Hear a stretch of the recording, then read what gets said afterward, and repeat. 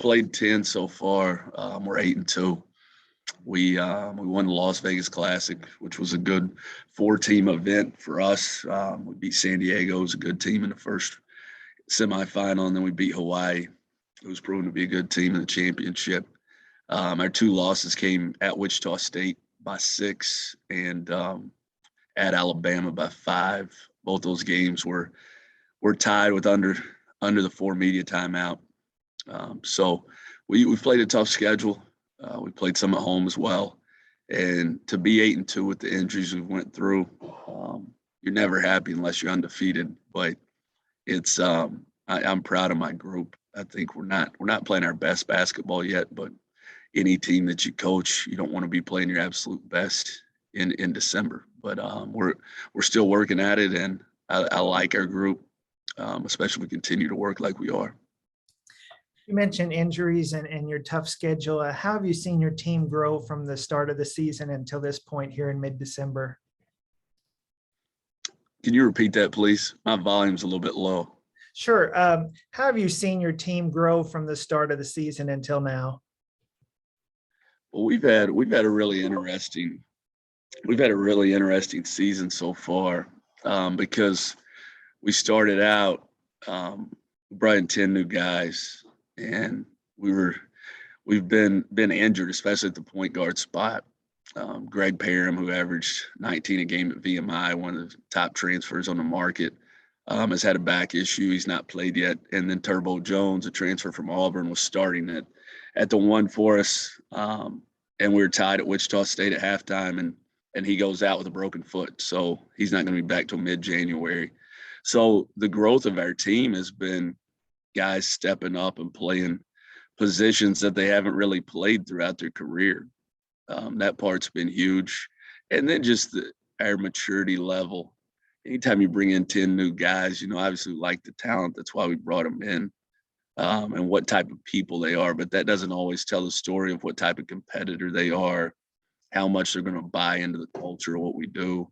And these guys have really done that. And I've been proud of that. It's the most substance we've had as far as just people genuinely enjoying playing together, buying into our culture, selfless attitude. So all those things are huge if you want to have a chance to have a really good team. And these guys have really bought into that part of it. How do you assess Sun Belt Conference men's basketball this year, and what are you most looking forward to about the start of league play? Yeah, the league's incredibly tough. It's got great coaching, great players. It's, we haven't had 2 bids since 2008, I guess. So it's essentially a 1-bid league, and I think it's arguably the toughest 1-bid league in the country. When you look at what everybody's done in recruiting, what everybody's returning, and then the amount of really good coaching in our league. So it's going to be tough as usual. There's no nights off. A lot of leagues you can look at and you can kind of pencil in a couple nights where if you show up and you're just okay, you're going to win the game. That's not the case in our league. You got to show up every single night, whether you're at home or on the road. So that's what I would say. Our league is extremely competitive, and there's a lot of teams that are capable of finishing on that one line when you look at everybody in our league. Coach, you talked a lot about having a lot of newcomers, a lot of transfers coming to the program this year. Talked about guys stepping up and playing other positions that maybe they haven't been used to playing. Who among that group of transfers has really impressed you thus far in the non-conference? Our 4 leading scorers right now are all transfers from the Power 5.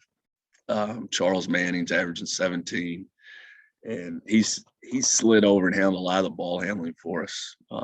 Usually in his career, he's been a guy that runs in transition and catches hit heads and plays that way on the wing. He's had to slide over and handle a lot of the ball handling. Our second leading scorer is J.J. Chandler from Texas A&M. He's averaging 14. Same thing with him. He's had to play on the ball more than he has throughout his career at A&M. And then we have Javon Franklin from Auburn, who's taken a big step. He's averaging 10 and 6. And then Deontay Smith from TCU. And, those guys, we obviously have carved out a niche in the transfer market. it's, you know, and it's not only transfers that we have. We start a freshman, he leads us in minutes played. Alex Anderson leads us in minutes played, but we have carved out a niche and been really successful in the portal. And those guys have came in and, you know, really exceeded expectation, to be honest with you, because you know that they're talented dudes, and you know that they're good kids again, but you don't always know if they're going to buy into your culture, and you don't always know if they're going to have the courage to play in big moments, like when you go to Alabama and when you go to Wichita State, when you start conference play. And they've done that. They've done that. Even the 2 games we lost, these guys have played together. They played with confidence. They hadn't been scared of the moment.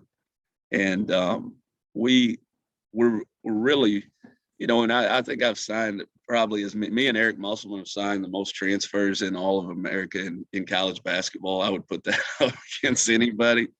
And every year it's sometimes a different group of guys, and you know, you try your best through working and recruiting and developing relationships and evaluating to be right all the time, but you're not right all the time. But with this group, we've really did a good job of identifying guys that could fit what we do. And then, Coach, you mentioned you're 8-2 in non-conference, best record in the Sun Belt right now. Both those losses against quality competition by single digits. How does that influence your expectations leading into the start of conference play here at the end of December? Yeah, it's really divided. When you're in a 1-bid league, it's really divided into 2 seasons. So you want to come into the non-con and get better and build momentum. I'm a big believer in winning. Like when your guys learn to win, especially when they play as many close games as we've had a lot of close ones. San Diego final possession, Hawaii final possession. Texas A&M Commerce came in here. It was a dogfight when we got back from Vegas. You know, came down to final possession. Jacksonville State on the road had to finish a really good team off late by making free throws. And then Alabama, Wichita State was tight down the stretch. So I'm a big believer in the non-con. If you can get games like that and your kids learn to win and they learn what goes into winning, not only the moments in the game, but the preparation leading into the game. And I think we've done that. I think we understand what it takes to win. Does that mean we're going to win every game once we get to conference play? I wish that it did. I wish it was that easy. But we do understand what we have to do to put ourselves in a position to win against the good teams we're going to play in the league. We got 3 left. We got Tarleton State, who's going to be really tough here tomorrow, and then we go on the road and play them again. It's kind of like an NBA series. We play them at their place on Friday night, and then we've got SIUE, Southern Illinois Edwardsville, at home to finish. So we're focused on that, and then we get a few days off to celebrate Christmas and really lock in to UT Arlington, who will play the first game of Sun Belt play on the road. Coach, last question. Your thoughts on Pensacola as the home of the Sun Belt tournament and the environment it creates for your student athletes and your fans? I love it, especially that it's all in the Bay Center now. It's a great venue.